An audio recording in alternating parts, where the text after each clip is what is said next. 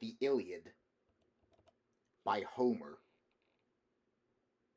Book 1. The Argument.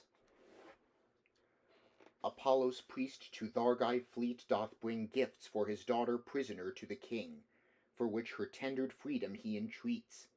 But, being dismissed with contumelious threats at Phoebus' hands, by vengeful prayer he seeks to have a plague inflicted on the Greeks, which had Achilles doth a council cite, emboldening Calchas in the king's despite, to tell the truth why they were punished so. From hence their fierce and deadly strife did grow, for wrong in which Aeacides so raves, that goddess Thetis, from her throne of waves ascending heaven, of Jove assistance won, to plague the Greeks by absence of her son, and make the general himself repent, to wrong so much his army's ornament. This found by Juno, she with Jove contends, till Vulcan, with heaven's cup, the quarrel ends. Another argument. Alpha the prayer of Chryses sings, the army's plague, the strife of kings. Achilles' baneful wrath, resound, O goddess, that imposed infinite sorrows on the Greeks, and many brave souls loosed from breasts heroic, sent them far to that invisible cave, that no light comforts, and their limbs to dogs and vultures gave. To all which Jove's will gave effect, from whom first strife begun betwixt Atrides, king of men, and Thetis' godlike son. What god gave Eris their command, and oped that fighting vein? Jove's and Latona's son, who, fired against the king of men, for contumely shown his priest, infectious sickness sent to plague the army, and to death by troops the soldiers went.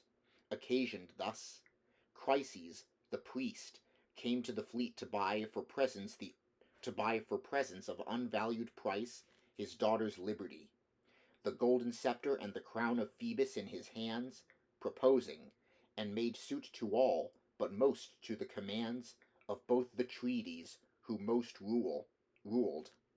Great Atreus' sons, said he, and all ye well-grieved Greeks, the gods whose habitations be in heavenly houses, grace your powers with Priam's raised town, and grant ye happy conduct home, to win which wished renown of Jove, by honouring his son, far-shooting Phoebus. Deign for these fit presents to dissolve the ransomable chain of my loved daughter's servitude. The Greeks entirely gave glad acclamations, for sign that their desires would have the grave priest reverenced, and his gifts of so much price embraced. The general yet bore no such mind, but viciously disgraced with violent terms the priest, and said, Dotard, avoid our fleet, where lingering be not found by me, nor thy returning feet let ever visit us again, lest nor thy godhead's crown nor scepter save thee. Her thou seek'st I still will hold mine own, till age deflower her. In our court at Argos, far transferred from her loved country, she shall ply her web, and see prepared with all fit ornaments my bed. Incense me then no more, but if thou wilt be safe, be gone. This said, the sea-beat shore, obeying his high will, the priest trod off with haste and fear, and walking silent, till he left far off his enemy's ear, Phoebus, fair-haired Latona's son, he stirred up with a vow to this stern purpose. Hear, thou god that bear'st the silver bow, that Chrysa guard'st, rul'st Tenedos with strong hand, and the round of Scylla most divine dost walk, O Smintheus.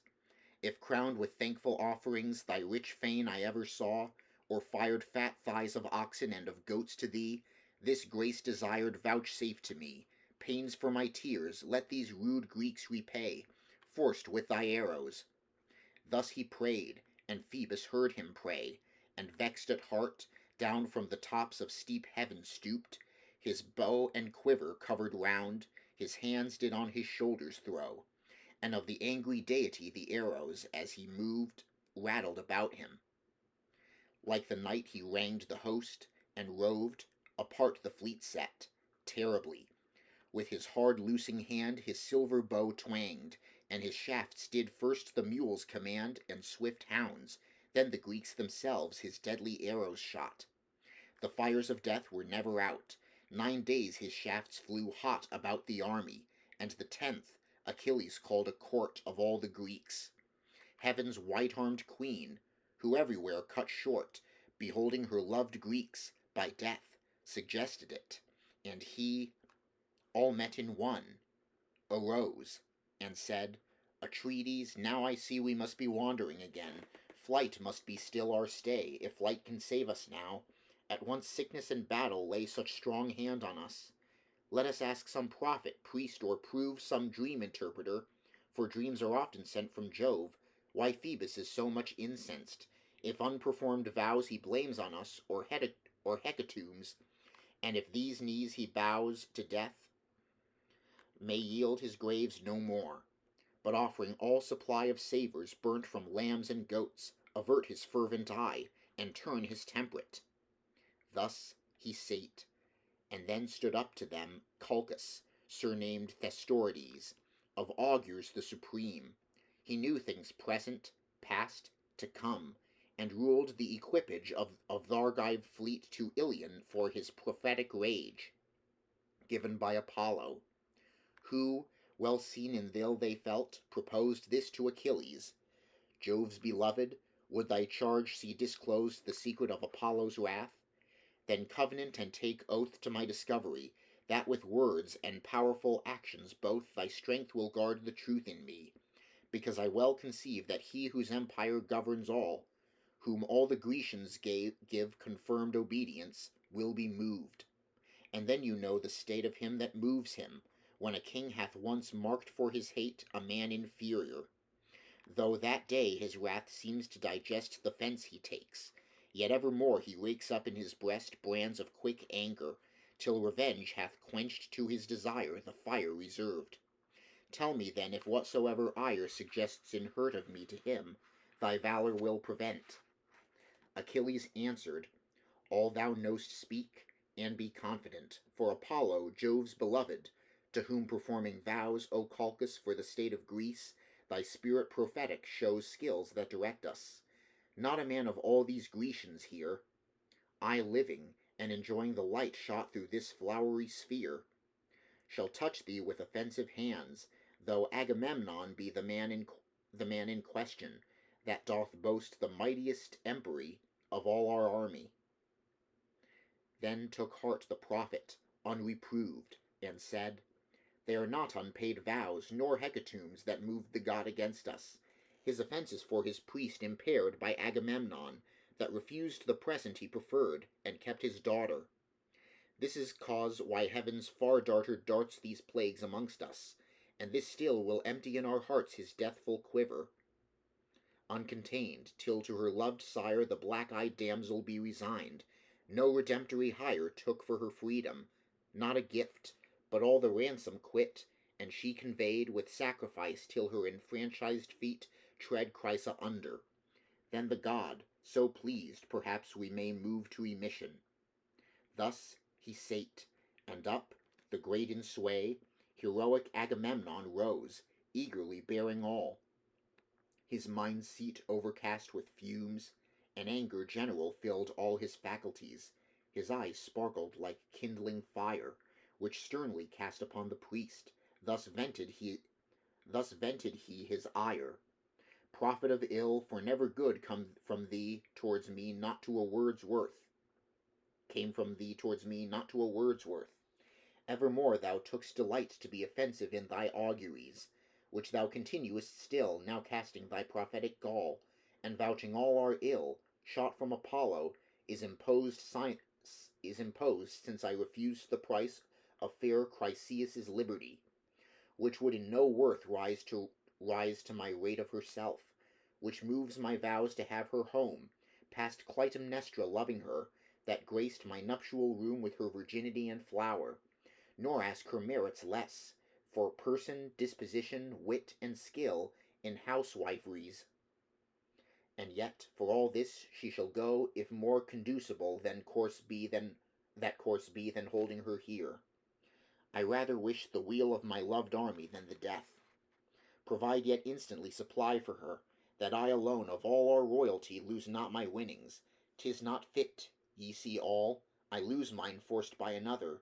See as well, some other may resign his prize to me. To this replied the swift-foot, godlike son of Thetis, thus: King of us all in ambition, most covetous of all that breathe, why should the great-souled Greeks supply thy lost prize out of theirs?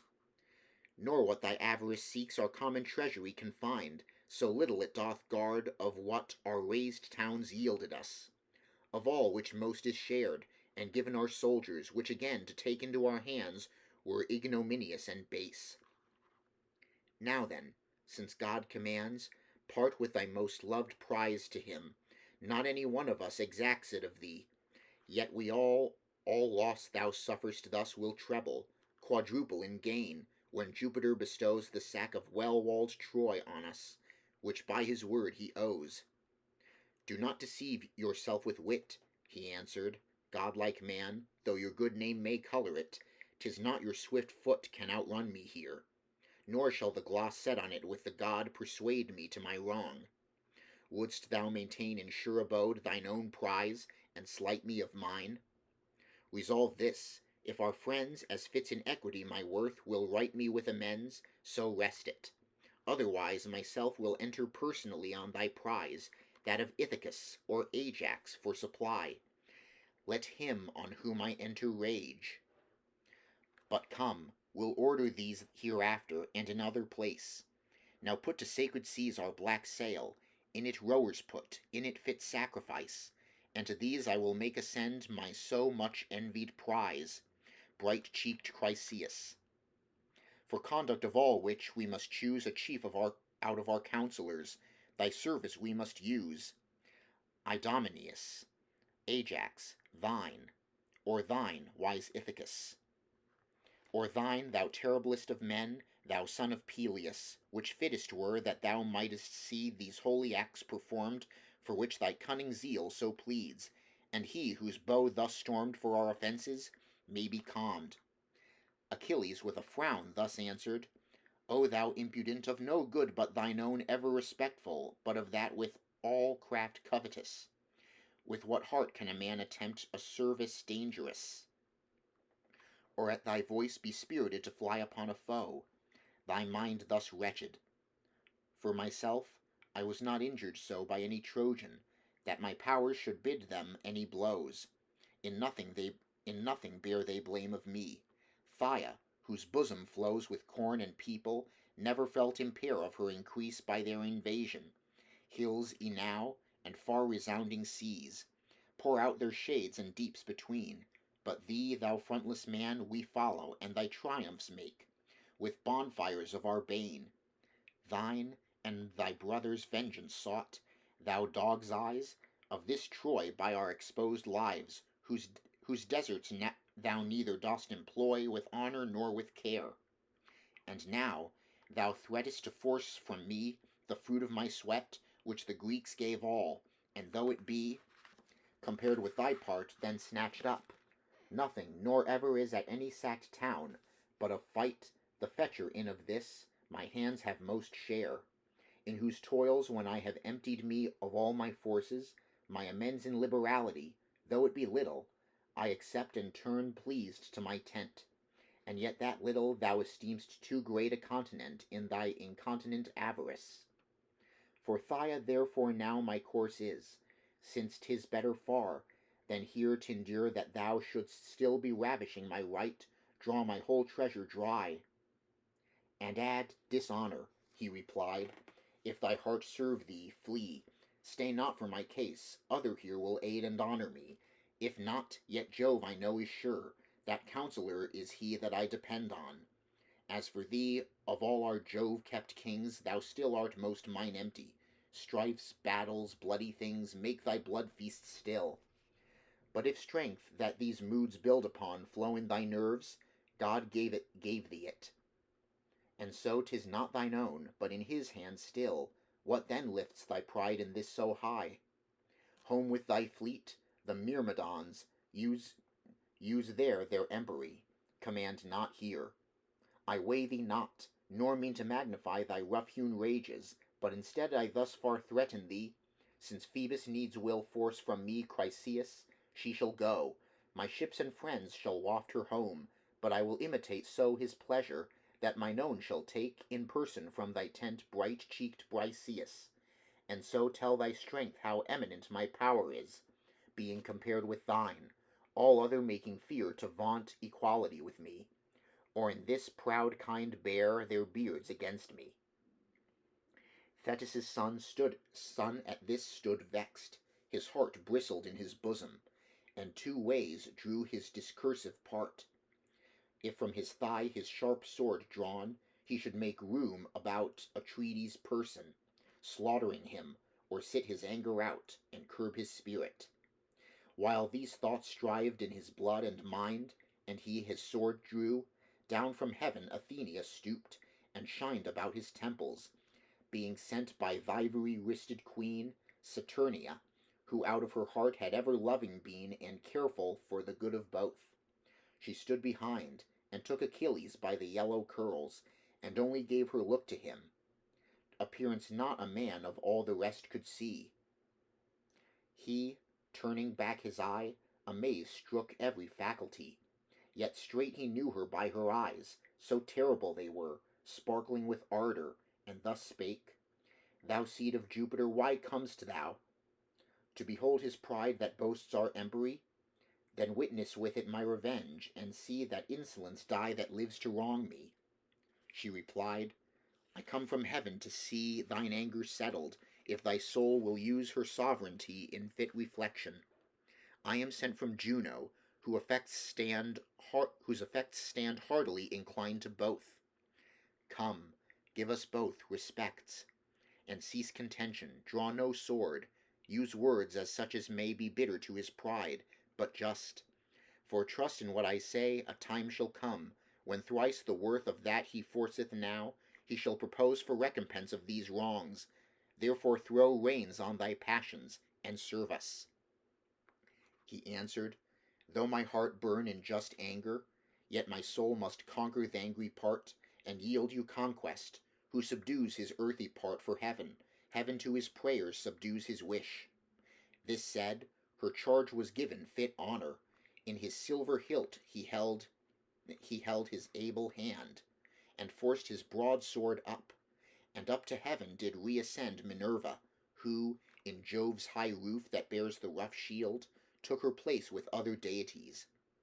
She gone, again forsook patience his passion, and no more his silence could confine his wrath, that this broad language gave.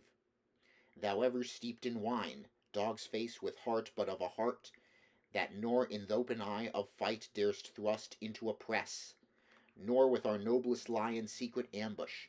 These works seem too full of death for thee. 'Tis safer far in th' open host to dare an injury to any crosser of thy lust. Thou subject-eating king, base spirits thou govern'st, or this wrong had been the last foul thing thou ever authoredst. Yet I vow, and by a great oath swear, even by this sceptre, that as this never again shall bear green leaves or branches, nor increase with any growth his size, nor did since first it left the hills, and had his faculties and ornaments bereft with iron, which now to other end judges of Greece bear, and their laws, received from Jove, defend, for which my oath to thee is great. So, whensoever need shall burn with thirst of me thy host, no prayers shall ever breed affection in me to their aid. Though well-deserved woes afflict thee for them, when to death manslaughtering Hector throws whole troops of them, and thou tormentest thy vexed mind with conceit of thy rude rage now, and his wrong that most deserved the right of all thy army. Thus he threw his sceptre 'gainst the ground, with golden studs stuck, and took seat. Atrides' breast was drowned in rising choler.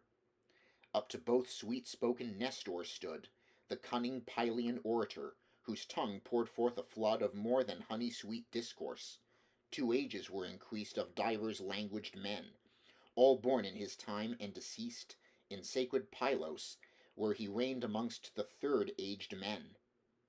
He, well seen in the world, advised, and thus expressed it then: O gods, our Greek earth will be drowned in just tears. Rapeful Troy, her king, and all his sons will make as just a mock and joy of these disjunctions, if of you, that all our host excel in counsel and in skill of flight, they hear this. Come, repel these young men's passions. Y'are not both, put both your years in one, so old as I. I lived long since, and was companion with men superior to you both, who yet would ever hear my counsels with respect. Mine eyes yet never witness were, nor ever will be, of such men as then delighted them. Perithous, Exadius, such men as then delighted them.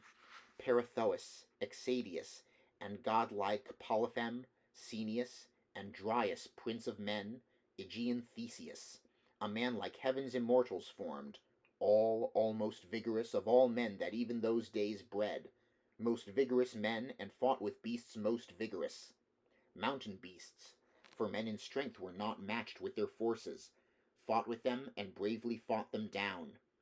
Yet even with these men I conversed, being called to the renown of their societies by their suites from Pylos far to fight in the Asian kingdom, and I fought to a degree of might that helped even their mights against such as no man now would dare to meet in conflict. Yet even these my counsels would still hear, and with obedience crown my words. Give you such palm to them, 'tis better than to wreathe your wrath. Atrides, give not stream to all thy power, nor force his prize, but yield her still his own, as all men else do. Nor do thou encounter with thy crown, great son of Peleus, since no king that ever Jove allowed grace of a sceptre equals him. Suppose thy nerves endowed with strength superior, and thy birth a very goddess gave, yet he of force is mightier, since what his own nerves have is amplied with just command of many other. King of men, command thou then thyself, and I with my prayers will obtain grace of Achilles to subdue his fury, whose parts are worth our entreaty, being chief check to all our ill in war. All this, good father, said the king, is comely and good right, but this man breaks all such bounds. He affects past all men, height, all would in his power hold, all make his subjects, give to all his hot will for a temperate law, all which he never shall persuade at my hands. If the gods have given him the great style of ablest soldier, made they that his license to revile men with vile language? Thetis' son prevented him, and said, Fearful and vile I might be thought, if the exactions laid by all means on me I should bear. Others command to this, thou shalt not me, or if thou dost, far my free spirit is from serving thy command. Beside this I afford impression of it in thy soul. I will not use my sword on thee or any for a wench, unjustly though thou takest the thing thou gavest. But all things else that in my ship thou makest greedy survey of, do not touch without my leave, or do, add that act's wrong to this, that these may see that outrage too. And then comes my part, then be sure thy blood upon thy lance shall flow in vengeance. These high terms these two at variance used to each other, left their seats, and after them arose the whole court. To his tents and ships, with friends and soldiers, goes angry Achilles. Atreus' son the swift ship launched, and put within it 20 chosen rowers. Within it likewise shut the hecatomb, to appease the god, then caused to come aboard fair-cheeked Chryseis. For the chief, he in whom Pallas poured her stole of counsels, Ithacus, aboard went last, and then the moist ways of the sea they sailed. And now the king of men bade all the host to sacrifice. They sacrificed, and cast the awful of all to the deeps. The angry god they graced with perfect hecatombs, some bulls, some goats, along the shore of the unfruitful sea, inflamed. To heaven the thick fumes bore enwrapped savours. Thus, to all the politic king made show respects to heaven, yet he himself all that time did pursue his own affections. The late jar, in which he thundered threats against Achilles, still he fed, and his affections heats thus vented to Talthybius, and gave Eurybates heralds and ministers of trust to all his messages. Haste to Achilles' tent, where take Briseis' hand, and bring her beauties to us. If he fail to yield her, say your king will come himself with multitudes that shall the horribler make both his presence and your charge, so that he dares defer. This said, he sent them with a charge of hard condition. They went unwillingly, and trod the fruitless sea's shore. Soon they reached the navy and the tents, in which the quarter lay of all the Myrmidons, and found the chief in their sway, set at his black bark in his tent. Nor was Achilles glad to see their presence, nor themselves in any glory had their message, but with reverence stood, and feared the fended king, asked not the dame, nor spake a word. He, yet well knowing the thing that caused their coming, graced them thus: Heralds, ye men that bear the messages of men and gods, y'are welcome. Come ye near, I nothing blame you, but your king. 'Tis he I know doth send you for Briseis, she is his. Patroclus, honoured friend, bring forth the damsel, and these men let lead her to their lord.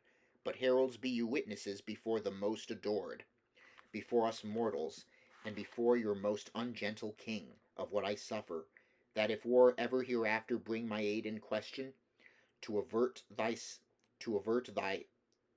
any severest bane it brings on others, I am excused to keep mine aid in wane, since they mine honour. But your king in tempting mischief raves, nor sees at once by present things the future, how like waves ills follow ills, injustices being never so secure in present times, but after plagues even then are seen as sure, which yet he sees not, and so soothes his present lust, which would check plagues future, and he might in succouring right protect such as fight for his right at fleet. They still in safety fight that fight still justly.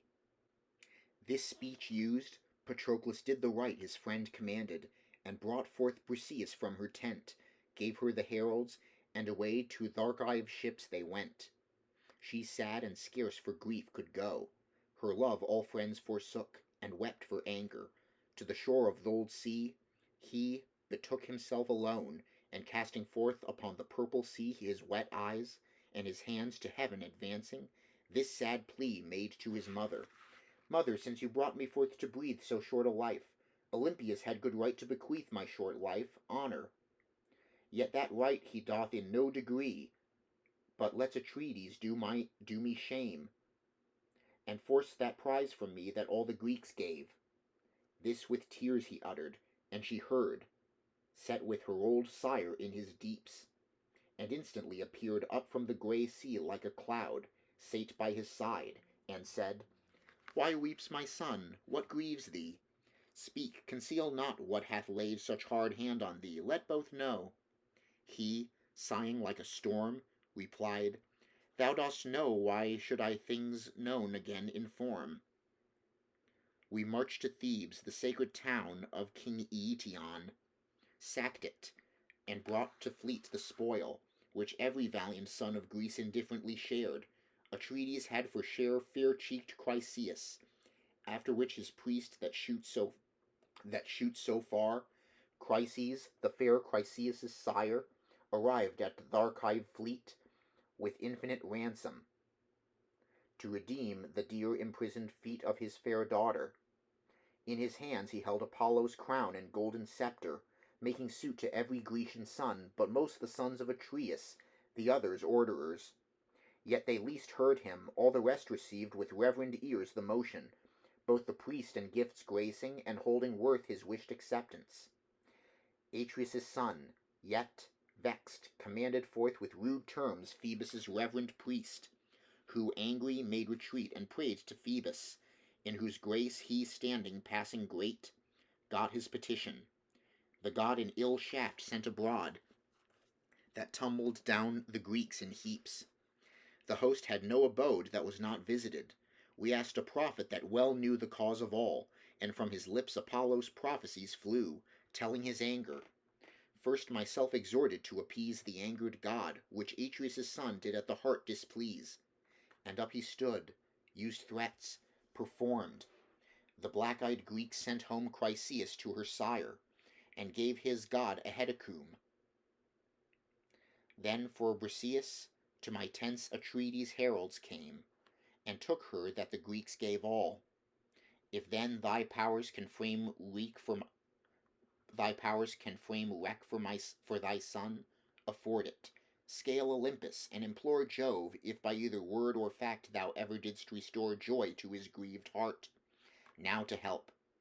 I oft have heard thee vaunt in court of Peleus, that alone thy hand was conversant in rescue from a cruel spoil the black cloud gathering Jove, whom other godheads would have bound, the power whose pace doth move the round earth, heaven's great queen and Pallas, to whose bands thou camest with rescue, bringing up him with a hundred hands to great Olympus, whom the gods call Briareus, men Aegeon, who his sire surpassed and was as strong again, and in that grace sat glad by Jove.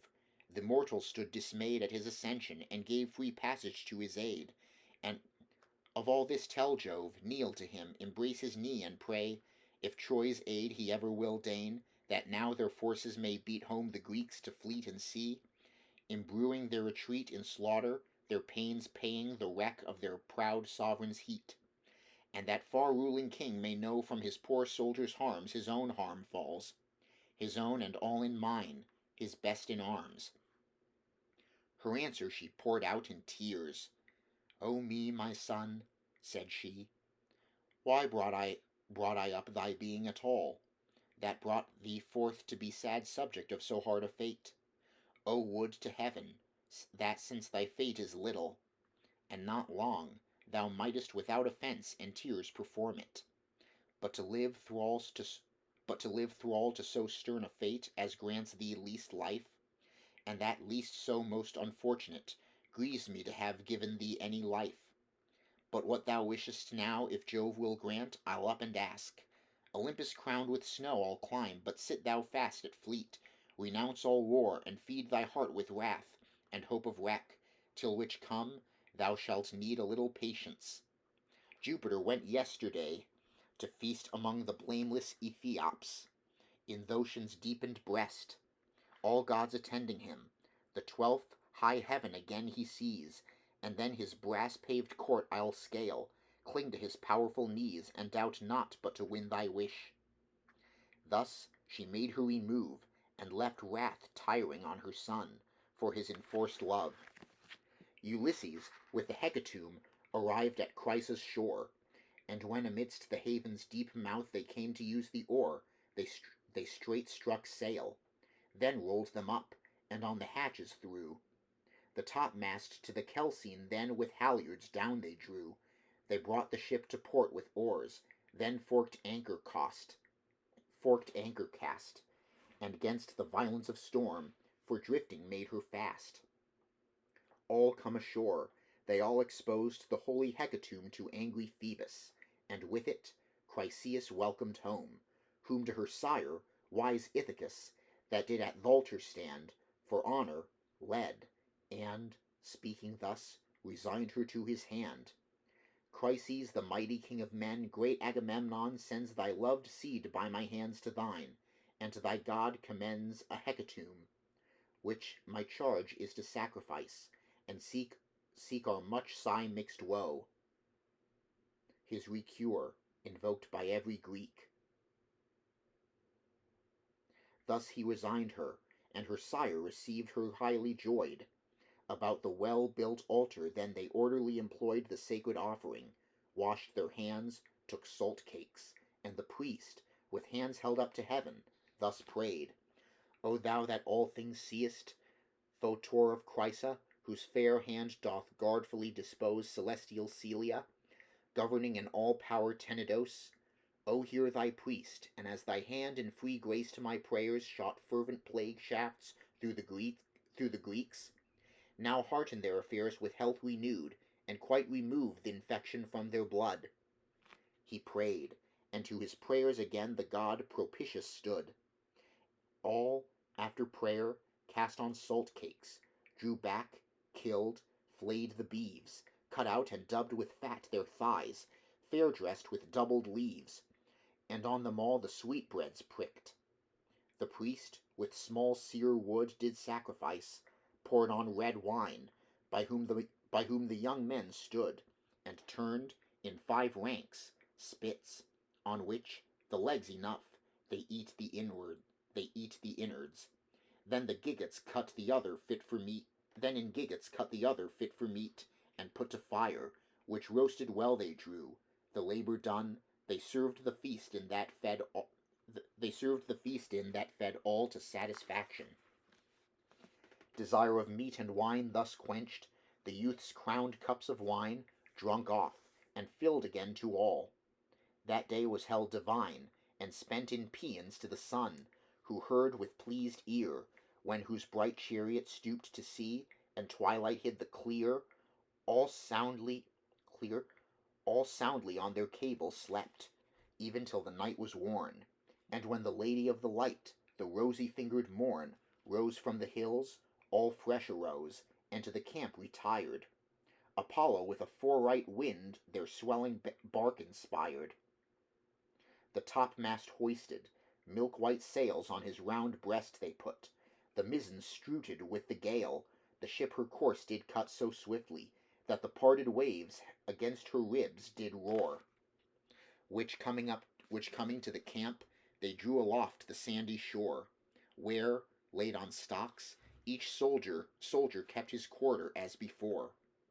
But Peleus' son, swift-foot Achilles, at his swift ship sate burning in wrath, nor ever came to councils of estate that make men honored, never trod the fierce embattled field, but kept close, and his loved heart pined.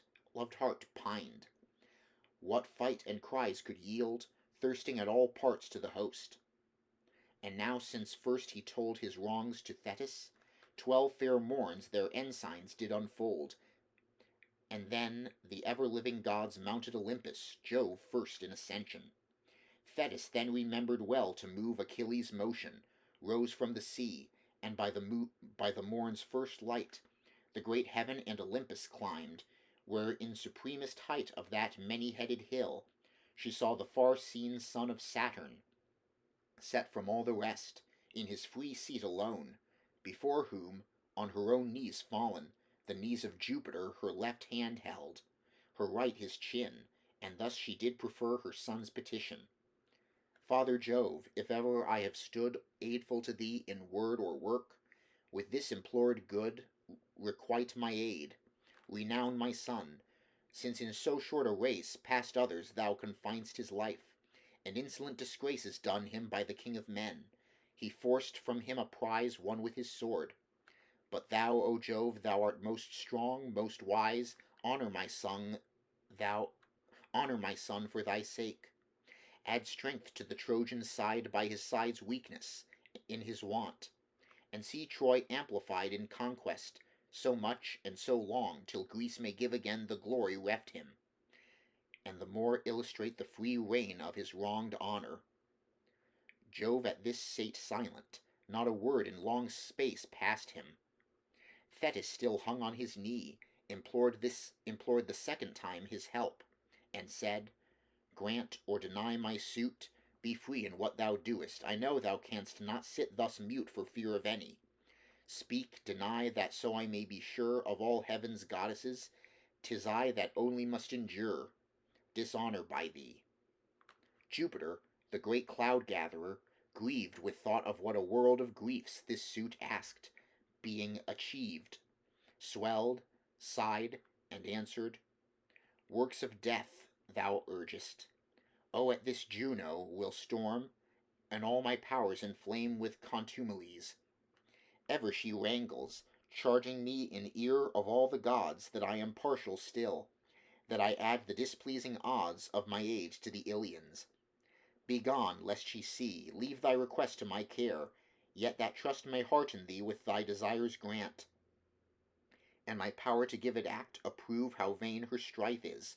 To thy prayer my eminent head shall move, which is the great sign of my will with all the mortal states, irrevocable, never fails, never without the rates of all powers else. When my head bows, all heads bow with it still, as their first mover, and gives power to any work I will. He said, and his black eyebrows bent. Above his deathless head the ambrosian curls flowed. Great heaven shook, and both were severed, their counsels broken. To the depth of Neptune's kingdom dived Thetis from heaven's height. Jove arose, and all the gods received, all rising from their thrones, their sire, attending to his court. None sate when he arose, none delayed the furnishing his port till he came near. All met with him, and brought him to his throne. Nor sate great Juno ignorant, when she beheld alone old Nereus' silver-footed steed with Jove, that she had brought counsels to heaven, and straight her tongue had teeth in it, that wrought this sharp invective. Who was that, thou craftiest counsellor of all the gods, that so apart some secret did implore? Ever apart from me thou lov'st to counsel and decree things of more close trust than thou think'st are fit t'impart to me. Whatever thou determin'st, I must ever be denied the knowledge of it by thy will. To her speech thus replied the father of both men and gods, Have never hoped to know my whole intentions, though my wife. It fits not, nor would show well to thine own thoughts, but what fits thy woman's ear to hear, woman nor man nor god shall know before it grace thine ear. Yet what apart from men and gods I please to know, forbear t'examine, or inquire of that. She with the cow's fair eyes, respected Juno, this returned. Austere king of the skies, what hast thou uttered? When did I before this time inquire or sift thy counsels? Passing close you are still, your desire is served with such care, that I fear you can scarce vouch the deed that makes it public, being seduced by this old sea-god's seed, that could so early use her knees, embracing thine. I doubt the late act of thy bowed head was for the working out of some boon she'd asked, that her son thy partial hand would please with plaguing others. Wretch, said he, thy subtle jealousies are still exploring, my designs can never scape thine eye, which yet thou never canst prevent. Thy curiosity makes thee less cared for at my hands, and horrible the end shall make thy humour. If it be what thy suspects intend, what then? 'Tis my free will it should, to which let way be given with silence. Curb your tongue in time, lest all the gods in heaven too few be and too weak to help thy punished insolence, when my inaccessible hands shall fall on thee. The sense of this high threatening made her fear, and silent she sate down, humbling her great heart. All the gods in court of Jove did frown at this offence given, amongst whom heaven's famous artisan, Hephaestus, in his mother's care this comely speech began. Believe it, these words will breed wounds beyond our powers to bear, if thus for mortals ye fall out. Ye make a tumult here that spoils our banquet. Evermore worst matters put down best. But, mother, though yourself be wise, you let your son request his wisdom's audience. Give good terms to our loved father Jove, for fear he take offence again, and our kind banquet prove a wrathful battle. If he will, the heavenly lightener can take you and toss you from your throne. His power Olympian is so surpassing. Soften then with gentle speech his spleen, and drink to him. I know his heart will quickly down again. This said, arising from his throne, in his loved mother's hand he put the double-handed cup, and said, Come, do not stand on these cross humours. Suffer, bear though your great bosom grieve, and lest blows force you, all my aid not be able to relieve your hard condition, though these eyes behold it, and this heart sorrow to think it. 'tis a task too dangerous to take part against Olympius. I myself the proof of this still feel. When other gods would fain have helped, he took me by the heel and hurled me out of heaven. All day I was in falling down. At length in Lemnos I struck earth. The likewise falling sun and I together set. My life almost set too, yet there the Sintii cheered and took me up. This did to laughter cheer white-wristed Juno, who now took the cup of him, and smiled. The sweet peacemaking draught went round, and lame Ephiastus filed nectar to all the other gods. A laughter never left, shook all the blessed deities, to see the lame so deft at that cup service. All that day, even till the sun went down, they banqueted, and had such cheer as did their wishes crown. Nor had they music less divine. Apollo there did touch his most sweet harp, to which with voice the muses pleased as much. But when the sun's fair light was set, each godhead to his house addressed for sleep, where every one with art most curious, by heaven's great both-foot halting God, a several roof had built. Even he to sleep went by whose hand heaven is with lightning gilt, high Jove, where he had used to rest, when sweet sleep seized his eyes, by him the golden-throned queen set, the queen of deities.